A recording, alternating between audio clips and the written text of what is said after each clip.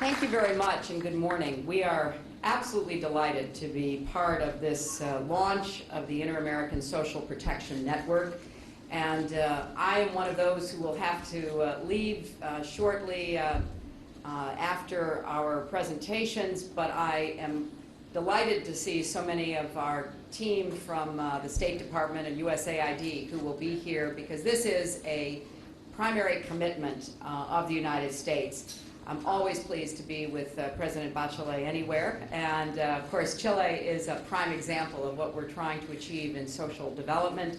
And of course to Luis Alberto Moreno and the Inter-American Development Bank, and to OAS, and please give my regards to Secretary General if I'm not here when he comes to speak, and of course to be with our Mayor, Mayor Bloomberg, who has taken these ideas and begun to implement them here in New York. You know, this Inter-American Social Protection Network will help facilitate our efforts to share best practices, to try to determine how we help lift up the people of our hemisphere. We do not have the poorest people in the world, but we have a disproportionate number of poor people, and we have the largest gap between the rich and the poor of anywhere in the world. So although we've been making progress, and I see representatives of the countries that have really focused on trying to lift people out of poverty, we have a long way to go. And the United States is committed to the alleviation and mitigation of poverty and to providing opportunities for individuals to fulfill their own God-given potentials. And this network gives us a chance to coordinate closely, to learn from each other, to implement what works elsewhere given our own particular approach. Now, we can exchange ideas, we can have the opportunity that Mayor Bloomberg has seized to demonstrate whether these ideas work universally. New York City, of course, is a crossroads for the entire world, and the first conditional cash transfer program in the United States was launched by Mayor Bloomberg after he saw for himself the results in Mexico. Millions of Mexican families have gotten a boost toward better education, health, nutrition, long-term stability. Opportunity NYC intends to do the same for the poor within our own city. And I think it's important to look at the overall impact of what Chile has done. President Bachelet's leadership on social and economic development has helped to make Chile an example as to how democracy can deliver significant sustainable benefits. Because one of the side effects of what we're talking about today is to show that democracy can deliver. We are in a crisis of democracy in many places in the world, and I see my friend Congressman Sam Farr nodding his head. Elections do not make democracies. They are a necessary condition for people to be able to select their own leaders. But then those leaders can't just have one election and that's it, or one election and back to the old ways. We have to figure out how democracy delivers. And I think if you look at what has been happening in the social development arena in Latin America, we have a story to tell. And it's a story that may not be in the headlines of the sensational activities that are going on, but it is a story that can change lives.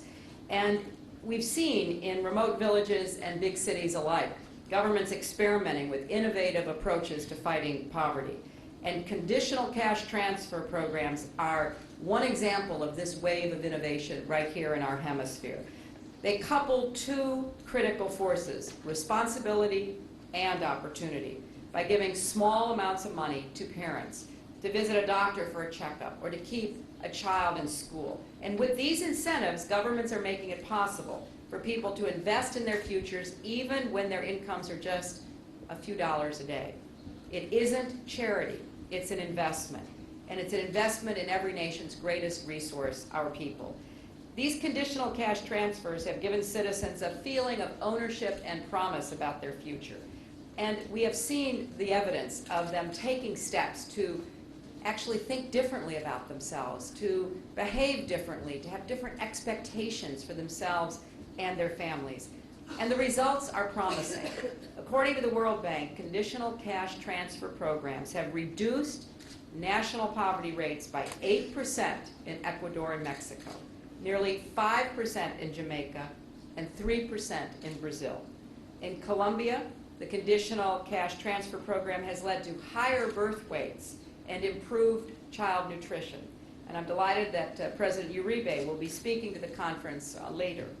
In Mexico, anemia is down. Children whose mothers received prenatal nutrition assistance are on average taller than children whose mothers were not in the program. That's a significant change within less than one generation.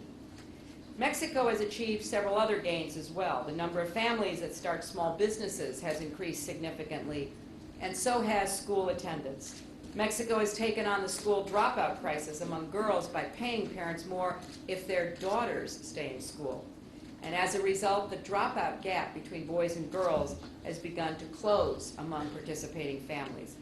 Furthermore, an analysis by the World Bank of several conditional cash transfer programs indicates they lead to a decrease in child labor, an increase in preventive health care, and they have actually helped to cushion the poorest families from the shock of the global economic crisis. So we're seeing positive outcomes. Now we know these are not, as they say, a silver bullet. They don't work in every country, in every community, on every count. But in many places, they are working, and it gives those extra incentives that people are needing. So let's work together in this network to determine what we can do to enhance the results from these programs, and then let's figure out what are the institutional supports that need to be put into place. Sending more children to school doesn't help if we don't have qualified teachers or adequate materials. When students graduate, if they don't have a job in their community, they may migrate out instead of taking their talents and investing back in their own community. So we have a lot to do on infrastructure and industry and good governance and delivery of services, but I think it has to operate on both ends simultaneously, from the grassroots up and from the top down, because governments have to be held responsible, as we see us doing so with individuals in these programs. And I know that you'll hear from President Bachelet and Mayor Bloomberg, but I'm very proud that it's New York City which is pioneering this approach in our country.